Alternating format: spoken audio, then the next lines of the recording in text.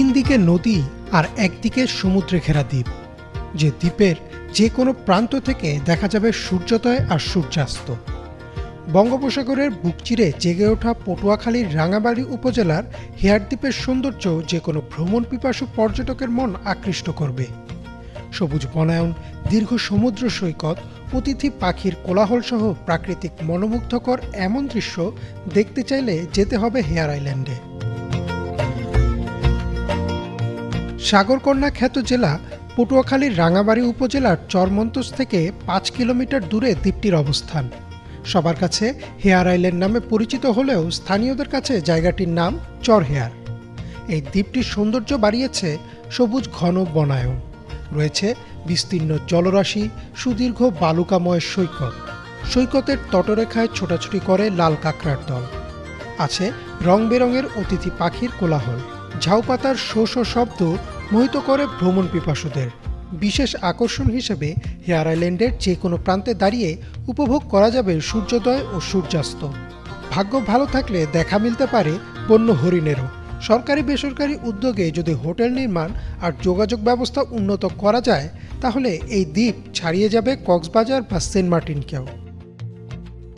চরহেয়ার এত সুন্দর একটি জায়গা, এখানে না আসলে আমি বুঝতেই পারতাম না। এই পুরো 3000 একর প্লাস সম্পত্তি আছে এই চরটিতে, এবং এই চরের যে প্রাকৃতিক সৌন্দর্যের অপরূপ লীলাভূমি যে ব্যাখ্যাটি আমরা জানি, সেই ব্যাখ্যাটির অন্যতম জায়গা হচ্ছে এই চরহেয়ার জায়গাটি। প্রশাসনের এই যে এত সুন্দর একটি জায়গা আমাদের পটুয়াখালী জেলায়, এদিকে নজর দেওয়া উচিত যাতে করে এখানে পর্যটন শিল্প গড়ে উঠতে পারে। এখানে যদি সরকার সুন্দরভাবে দৃষ্টি দেয় এবং কি এখানে যদি সরকার এটাকে নিয়ে কিছু ভাবে, পর্যটকদের নিয়ে যদি ভাবে, তাহলে এটা আমি মনে করি যে পর্যটকদের জন্য একটি আশ্রয়স্থল হবে। উপকূলীয় এলাকার পর্যটন শিল্পের উন্নয়নে মাস্টার প্ল্যান হাতে নেওয়া হয়েছে বলে জানান বাংলাদেশ ট্যুরিজম বোর্ডের প্রধান নির্বাহী কর্মকর্তা। এছাড়াও এই অঞ্চলের পর্যটন শিল্পের উন্নয়নে কর্মপরিকল্পনা গ্রহণ করার উদ্যোগ নেওয়া হবে বলে জানান উপজেলা প্রশাসন। পটুয়াখালী জেলা সম্মানিত জেলা প্রশাসক স্যারের সহযোগিতায় এই পর্যটন কেন্দ্রগুলো পর্যটন অধিদপ্তরের সহযোগিতায় কীভাবে উন্নয়ন করা যায়, সেটাতে আমাদের যেই কর্মপরিকল্পনা সেটা বাস্তবায়নের জন্য আমরা সচেষ্ট থাকব। ইতিমধ্যেই আমাদের এই চরগুলাতে উপজেলা প্রশাসনের পক্ষ থেকে বিচ্ছিন্নভাবে কিছু উদ্যোগ গ্রহণ করা হয়েছে।